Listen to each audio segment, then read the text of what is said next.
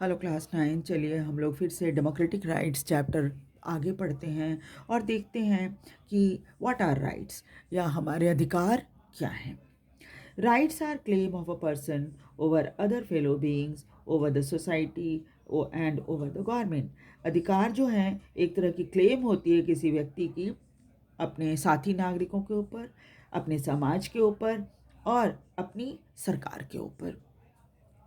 All of us want to live happily, हम सब खुशी खुशी रहना चाहते हैं समाज में, विदाउट फियर, बिना डर के, without being subjected to degraded treatment, और ऐसा नहीं हो कि हमारे साथ दुर्व्यवहार या हमें बाकी नागरिकों से नीचा समझा जाए।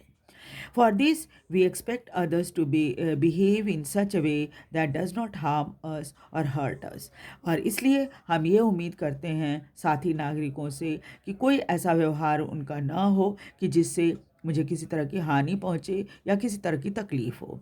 Equally, our action should not also harm or hurt other. इसके साथ साथ ये बात भी है कि आपका भी व्यवहार ऐसा नहीं होना चाहिए कि आपके साथी नागरिकों को किस तरह की हानि हो या वो किस तरह से हर्ट फील करें, तकलीफ हो उनको। So a right is possible when you make a claim that is equally possible for others. इसलिए अधिकार वो चीज़ होती है जो कि अगर आप क्लेम कर रहे हो तो स्वाभाविक है बाकी साथी नागरिक भी उसी तरह से क्लेम करेंगे, यानी कि बाकी साथी नागरिकों पर भी ये चीज़ एप्लीकेबल होनी चाहिए। ये नहीं कि सिर्फ आपको चाहिए, बाकियों को वो नहीं मिले, ऐसा नहीं होता है। अधिकार जो, अगर आप जिस तरह के अधिकार की बात कर रहे हो वो अधिकार बाकी लोगों के लिए भी संभव हो। You cannot have the right that harm और हर्ट अदर। आपको कोई भी ऐसा अधिकार नहीं मिलेगा जिससे आप किसी दूसरे व्यक्ति को हानि पहुंचाओ। You cannot have right to play a game in such a way that it breaks the neighbour's window. आपको कोई ऐसा अधिकार नहीं है कि आप इस तरह से खेल खेलो कि बाकी पड़ोसियों के घर के शीशे टूट जाएं।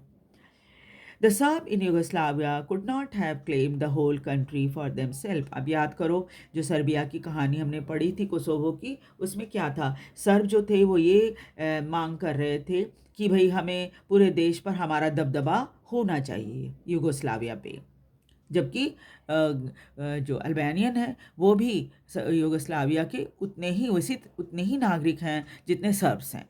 फिर भी ये सर्ब जो थे, चूँकि वो उनकी संख्या ज़्यादा है, इस वजह से वो पूरे देश पर क्लेम कर रहे थे। The claim we make should be reasonable. इसलिए जब आप अधिकार की बात करते हो तो आपका क्लेम जो है वो रिजनेबल होना चाहिए। जो चीज़ आप मांग रहे हो दूसरे नागरिकों को भी वो चीज़ मिलनी चाहिए। They should be such that can be available to others in equal measure। और वो ऐसे होने चाहिए कि बाकियों को भी वो बराबर में अवेलेबल हो। Thus a right comes with the obligation to respect others' right। इसका मतलब ये है कि अधिकार जो है वो ऐसी स्थिति है कि जहाँ पर आप दूसरे नागरिकों का भी के अधिकार का भी सम्मान करो। Just because we claim something it does not become our right. जब हम किसी चीज़ को क्लेम करते हैं कि ये चीज़ मेरी है तो ये आपका अधिकार नहीं हो जाता। It has to be recognise by society we live in. उस चीज़ को जिसको आप क्लेम कर रहे हो, कह रहे हो कि हमारी होनी चाहिए, समाज में भी इस चीज़ को समाज को भी इस चीज़ को स्वीकार करना चाहिए, है ना। जब तक समाज इस चीज़ को स्वीकार नहीं करेगा, क्योंकि हम समाज में रह रहे हैं, तो स्वाभाविक है समाज को अगर ये कोई चीज़ आपकी मांग जो है स्वीकार नहीं है तो फिर आपको वो नहीं मिलने वाला। आपकी डिमांड ऐसी होनी चाहिए जो कि समाज को भी स्वीकार्य हो। Every society make certain rule to regulate our conduct. हर समाज में हमारे व्यवहार को रेगुलेट करने के लिए कुछ नियम बने हुए हैं। आप यहाँ बाहर में खड़े होके अपनी मर्जी से कुछ भी नहीं कर सकते, है ना। समाज में कुछ नियम बने हुए हैं, उसका हमें पालन करना पड़ता है। They tell us what is right and what is wrong. और वो बताते हैं हमें कि क्या गलत है क्या सही है। What is recognised by society as rightful becomes basis of right. और समाज जिस चीज़ को रिकॉग्नाइज करता है कि हाँ ये सही है, वो हमारे अधिकार का वो एक बेस बनता है, बेसिक है हमारे अधिकार का ये, जिसको समाज भी स्वीकार करता है। That is why the notion of right changes from time to time. इसलिए समयानुसार हम जो एक विचार है अधिकार का, वो बदलता रहता है। सोसाइटी टू सोसाइटी, अलग अलग समाज में भी अलग अलग तरीके से ये बना हुआ है। हर समाज में अलग, जैसे आप हमारे देश में अलग है, दूसरे देश में अलग है ना। 200 years ago, anyone who said that women should have right to vote would have sounded strange. आज से 200 साल पहले अगर कोई कहता कि महिलाओं को वोट डालने का अधिकार होना चाहिए तो हमें बड़ा अजीब लगता है ना। लेकिन आज क्या है, आज जब अधिकार नहीं मिलता है वोट डालने का तो तब अजीब लगता है हमें कि अरे कैसे कैसे हो सकता है कि महिलाओं को वोट डालने का अधिकार नहीं हो। इसलिए आपने जब ये पढ़ा होगा कि today not granting the vote in Saudi Arabia appears strange, तो सऊदी अरेबिया की जो कहानी आपने पढ़ी उसमें क्या है, उसमें आपने यही देखा कि बड़ी अजीब बात है कि वहाँ महिलाओं को वोट डालने का आज हमें ये चीज़ अजीब लग रही है कि अरे दुनिया में तो सभी देशों में महिलाओं को वोट डालने का अधिकार है, सऊदी अरेबिया में क्यों नहीं है।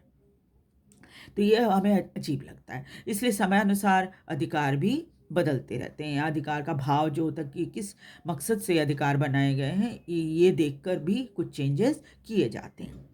When the society recognize claim are written into law, they require real force. जब समाज जो है कुछ बातों को स्वीकार कर लेता है तो क्या होता है, उसी हिसाब से कानून बनते हैं और तब उसमें ज़्यादा ताकत आ जाती है। जब कानूनी तौर पे कोई चीज़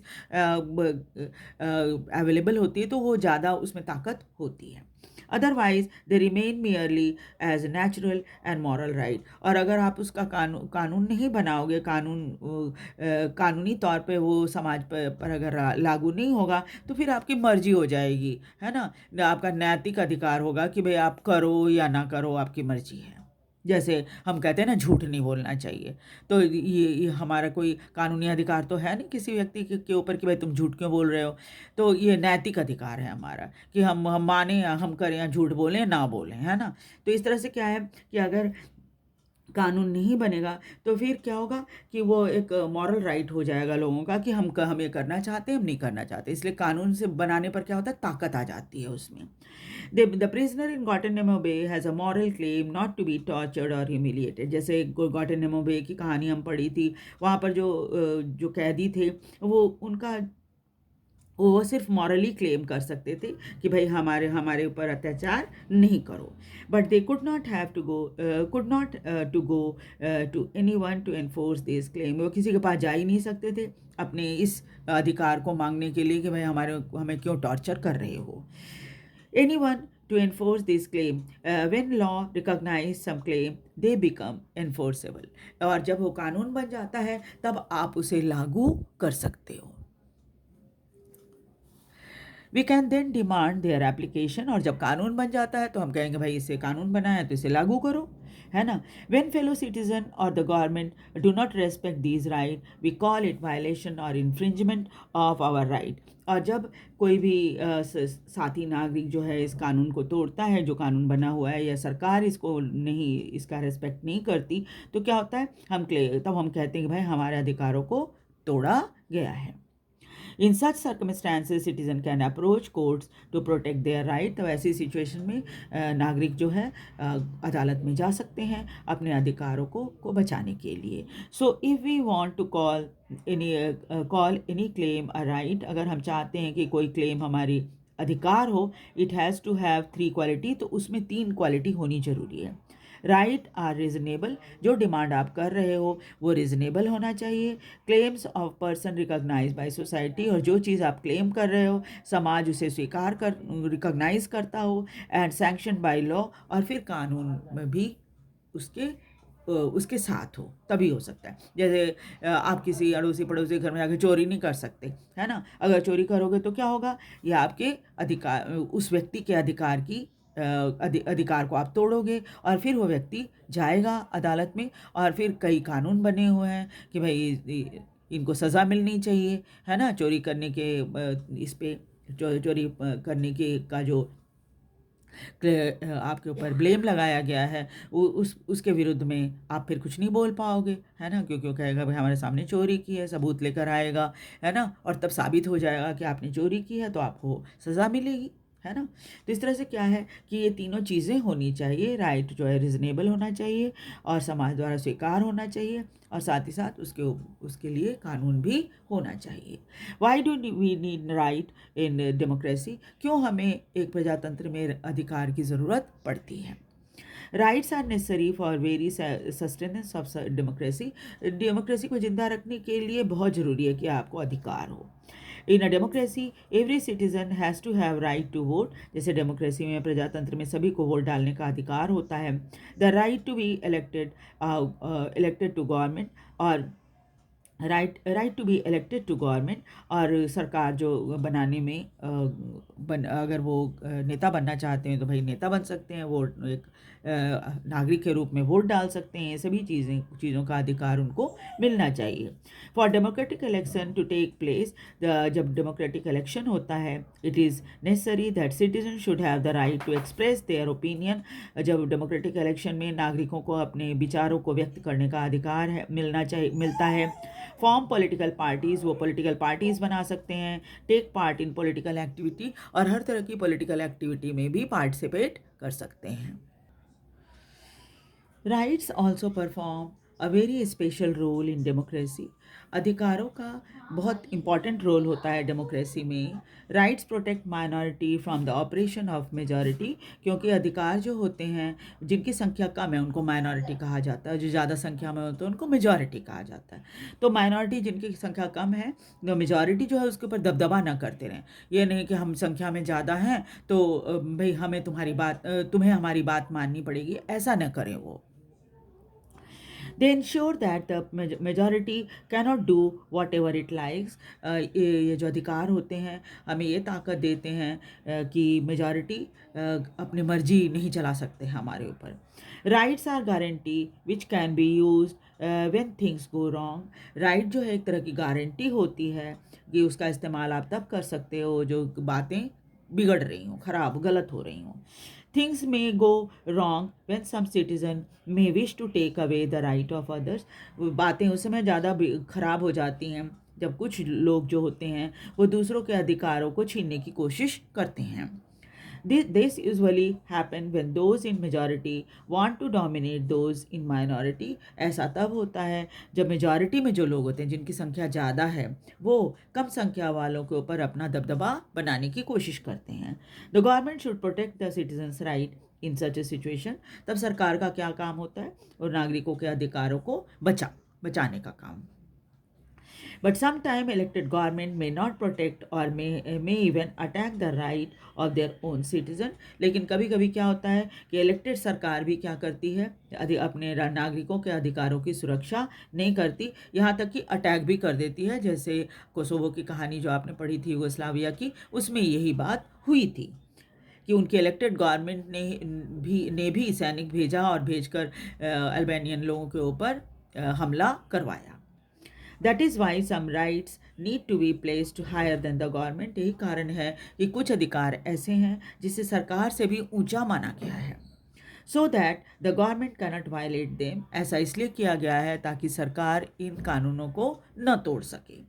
In most democracies, the basic right of the citizen are written down in constitution. इसलिए ज़्यादातर डेमोक्रेटिक कंट्रीज दुनिया के जो हैं सभी में नागरिकों के अधिकारों को संविधान में लिख दिया गया है। ठीक है, तो नेक्स्ट क्लास में हम लोग rights in the Indian constitution पढ़ेंगे कि हमारे भारतीय संविधान में क्या अधिकार लोगों को मिले हुए हैं। ये देखिए हमारे फंडामेंटल राइट्स हैं और 6 हैं फंडामेंटल राइट्स। वो कौन कौन है, एक एक करके हम इसके बारे में पढ़ेंगे और देखेंगे कि इनकी क्या इम्पोर्टेंस है हमारी लाइफ में। ठीक है, तो वीडियो को लाइक और सब्सक्राइब भी ज़रूर कर दीजिए और शेयर भी कीजिए ताकि दूसरे बच्चे भी इसे देख सकें। और साथ ही साथ आप चाहे तो आप जो पार्ट आपको ना समझ में आ रहा हो तो उससे आप क्वेश्चन भी पूछ सकते हैं। मैं कोशिश करूंगी कि आपको आपके प्रश्नों का हल कर सकूं। साथ ही साथ जल्दी ही मैं इस चैप्टर के ख़त्म होते ही पूरे सारे चैप्टर 5 चैप्टर जो हैं सबका एक MCQ तैयार करूंगी और उसका वीडियो भी अपलोड कर दूंगी ताकि आप MCQ को पढ़ सकें। और एग्ज़ाम में आपको पता ही है कम से कम 20 क्वेश्चन होते हैं MCQ के, तो MCQ से भी आप अच्छे मार्क्स स्कोर कर सकें। ठीक है, वीडियो को लाइक और सब्सक्राइब भी ज़रूर कर दीजिए। Thank you very much.